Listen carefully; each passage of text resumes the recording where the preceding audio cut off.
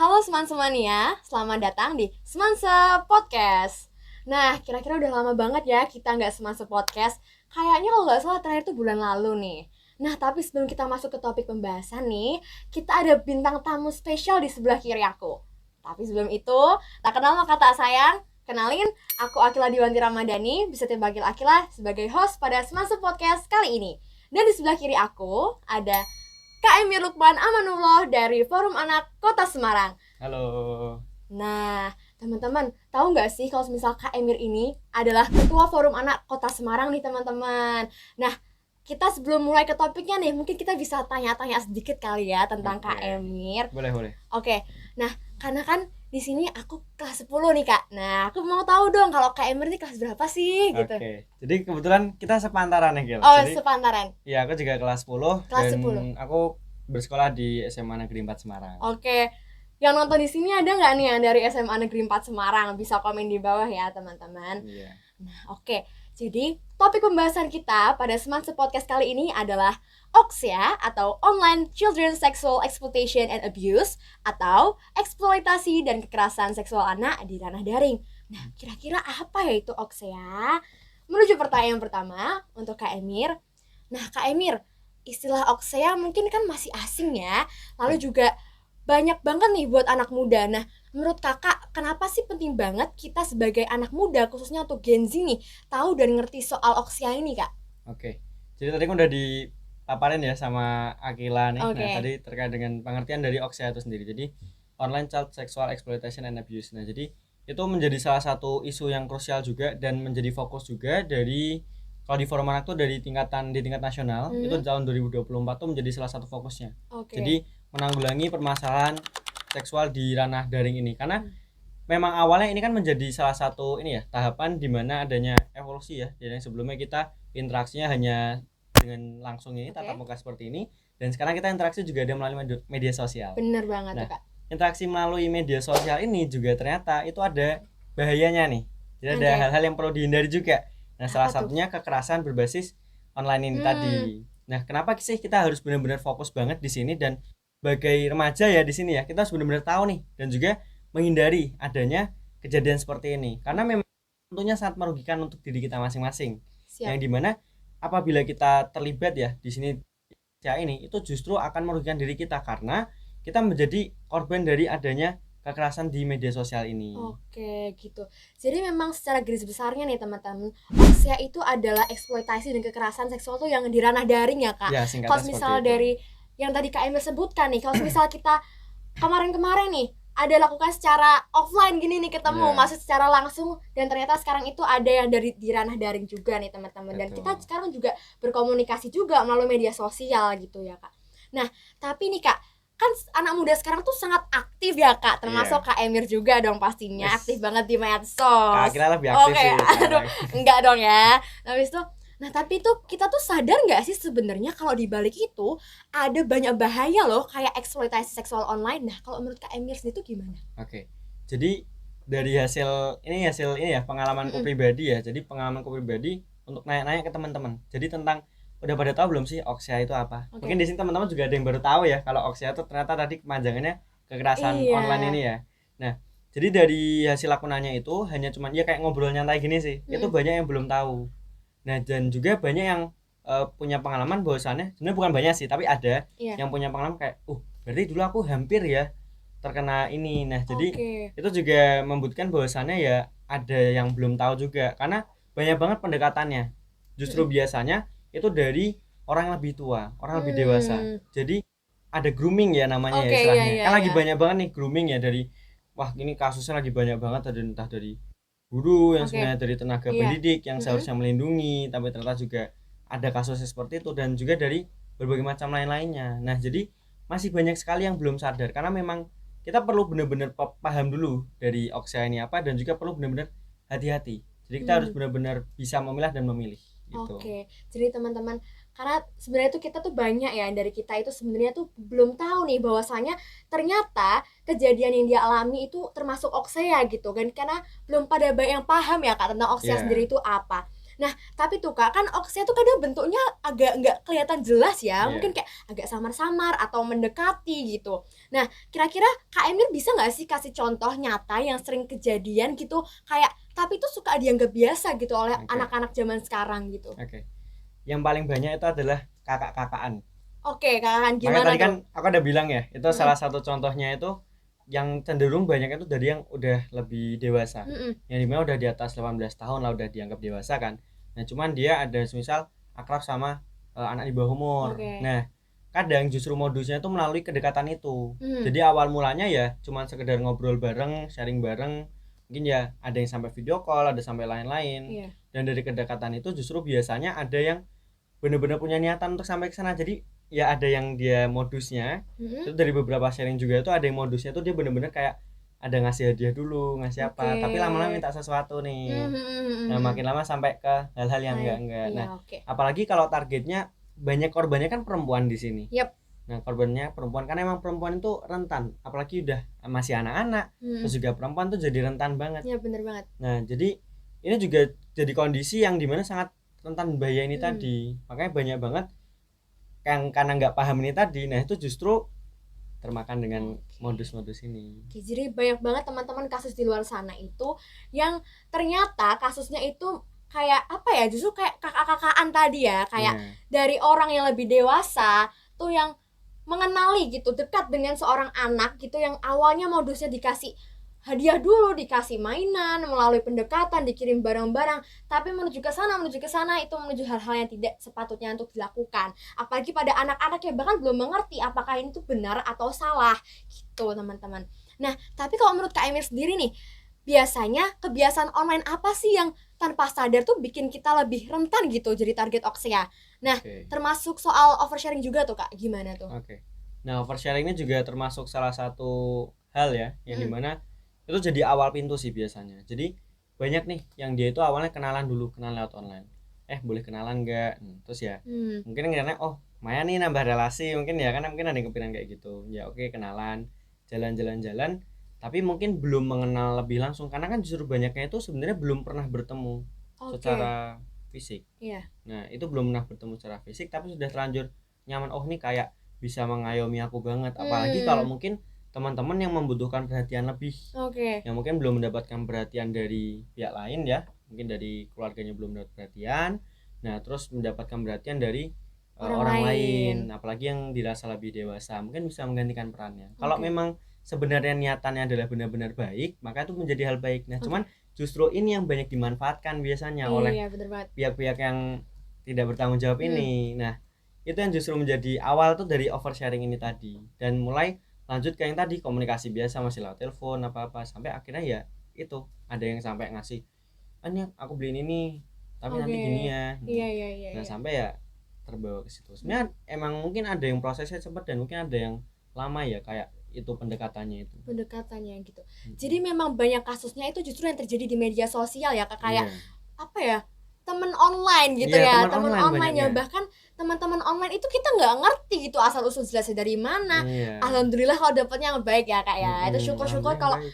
dapatnya yang saling menguntungkan, yang oke teman relasi dapat tambah relasi. Tapi buat teman-teman di luar sana yang mungkin seneng banget nih nyari teman online, bisa lebih hati-hati lagi Iya, ya Kak. hati-hati itu. Iya, lebih hati-hati lagi dalam memilah dan memilih teman, apalagi juga kita nggak ngerti nih gimana orangnya, real life-nya tuh gimana sih. Dan kalau misal ada tanda-tanda mendekati Oxia, tolong cut off aja orangnya, gitu Oke. ya Kak.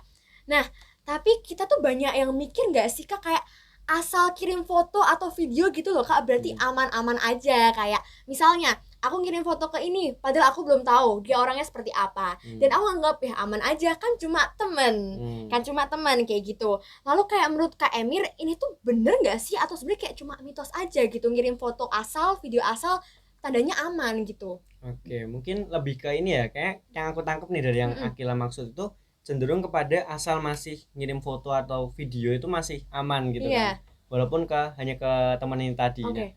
kalau menurutku sendiri itu sebenarnya kalau untuk kirim foto dan video selagi Mm-mm. konteksnya jelas ya, tujuannya jelas, ya itu tidak akan menjadi suatu hal yang bermasalah dan juga Hmm, niatan juga jelas ya. Jadi untuk hal oke. yang baik pula. Yep.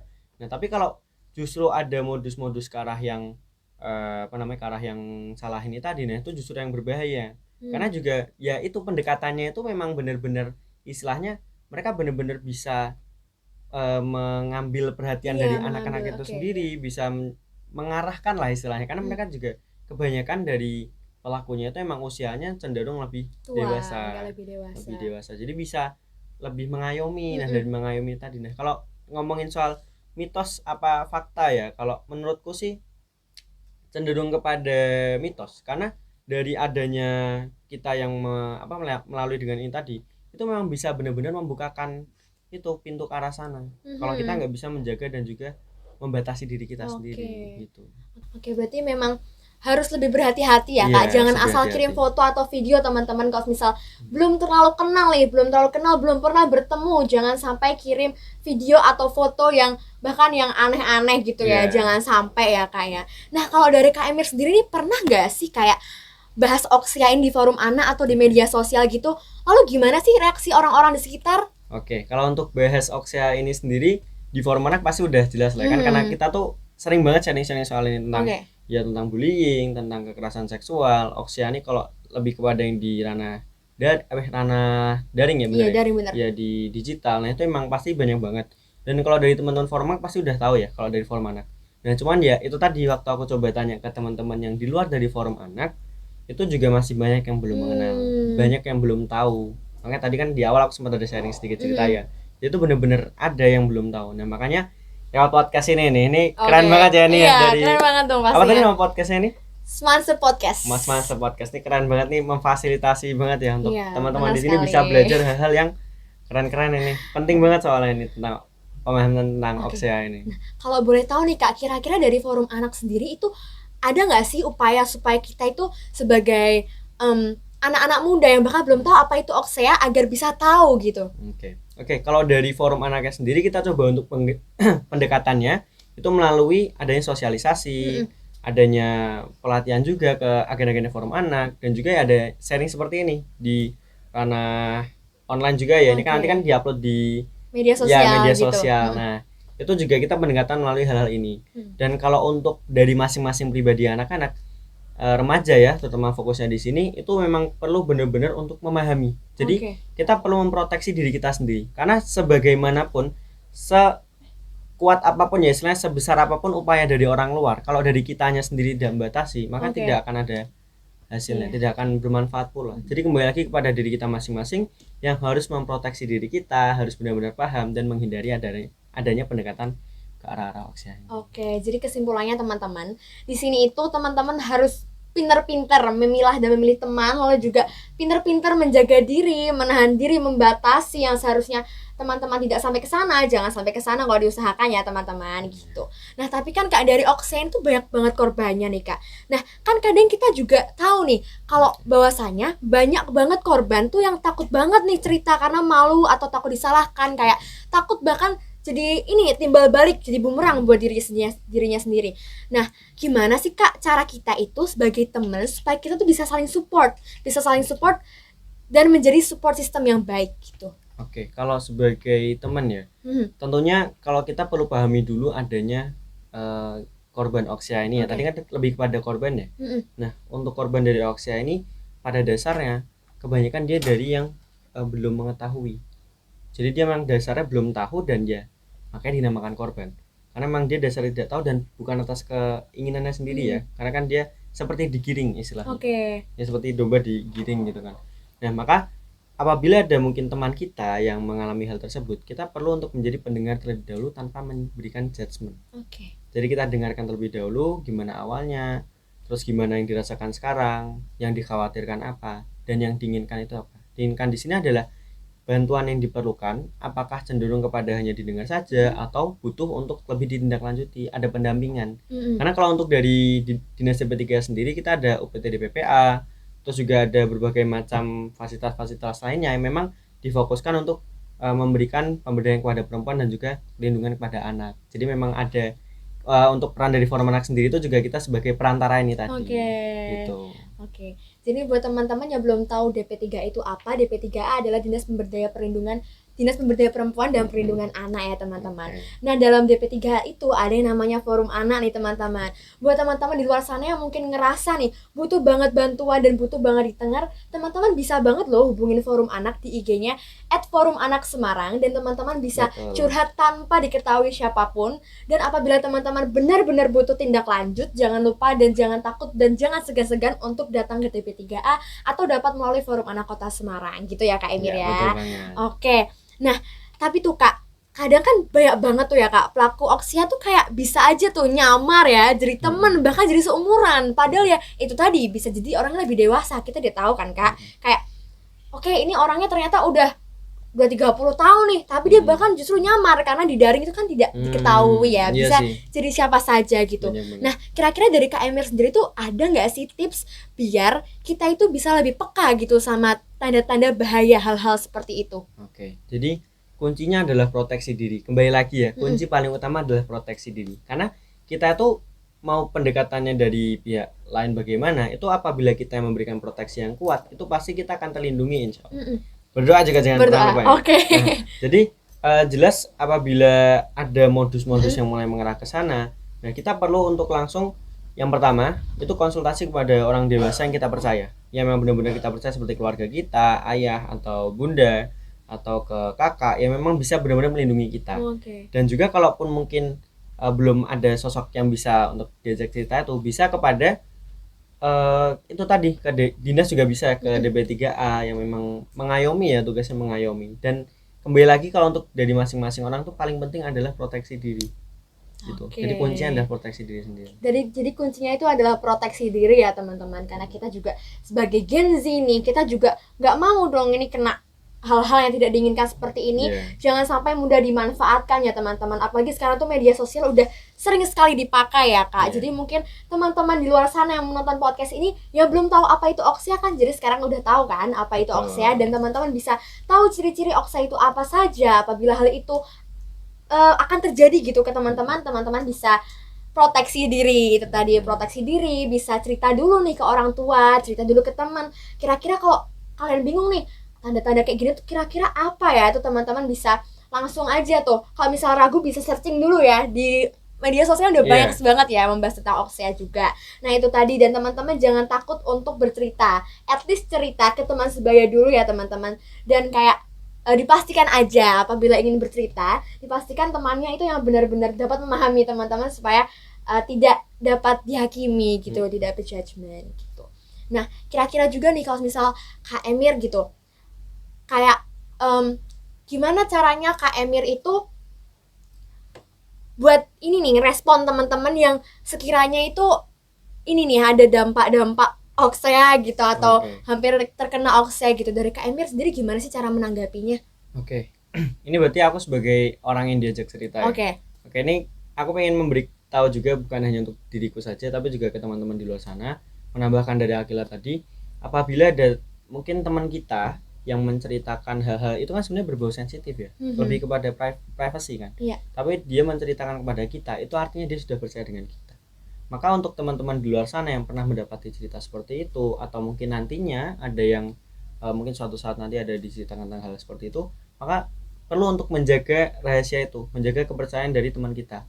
Karena orang dia yang mendapatkan mungkin punya pengalaman buruk ini tadi, berani untuk bercerita, itu sudah sangat luar biasa sekali beraninya.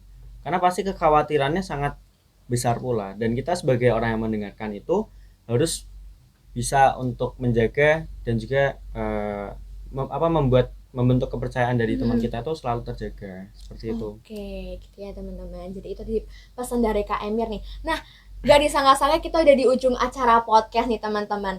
Setelah dari sekian banyak kesimpulan yang aku berikan, aku meminta dong kayak Kak Emir bisa kasih separat 2 kata lagi dong buat nge-highlight, kira-kira ada gak sih pesan-pesan buat teman-teman di luar sana yang masih takut bercerita dan mungkin terkena dari ciri-ciri oksia gitu. Oke.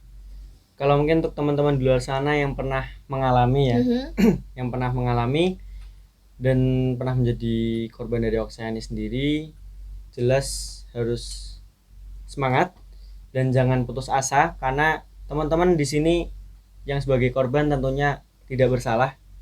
Teman-teman di sini hanya menjadi korban atas ketidaktahuan teman-teman, Dan teman-teman di sini jangan putus asa, karena ada kok orang-orang yang peduli sama teman-teman di luar sana, ada orang-orang yang berkenan dan memang memiliki tugas untuk mengayomi teman-teman. Jadi teman-teman jangan merasa sendiri, karena teman-teman punya forum anak, teman-teman punya DP3A ya di setiap kota kabupaten, di kecamatan pun juga ada. Itu bukan DP3A sih, tapi ada sub-subnya sendiri, fokusnya sama. Jadi nanti naiknya tetap ada ke DP3 Kota Semarang. Jadi teman-teman jangan khawatir, teman-teman nggak sendiri, semangat terus. Oke, semangat terus ya teman-teman. Jangan takut gak ada yang mendengar, karena di luar sana masih banyak banget yang sayang sama teman-teman. Sayangin diri kalian sayangin diri kalian juga, dan apa ya, jaga diri kalian baik-baik gitu, karena dirimu adalah berharga. Oke, udah selesai kita podcast pada hari ini bersama narasumber kita yang sangat keren, yaitu sekali lagi Kak Emir Lukman Amanullah dari Forum Anak Kota Semarang, yang khususnya Ketua Forum Anak Kota Semarang. Nah teman-teman di sini juga jangan lupa ya kepoin IG-nya @forumanak_semarang. Di situ banyak banget kegiatan seru dari Forum Anak sendiri ya Kak, pastinya. Banyak banget kegiatan yang bisa teman-teman ikuti juga dari POBS ya Kak, bincang online bocah Semarang, Cenayang, dan yang hal-hal lain yang pastinya dapat mengisi waktu luang teman-teman pada saat liburan nanti. Baik, terima kasih teman-teman. Assalamualaikum warahmatullahi wabarakatuh.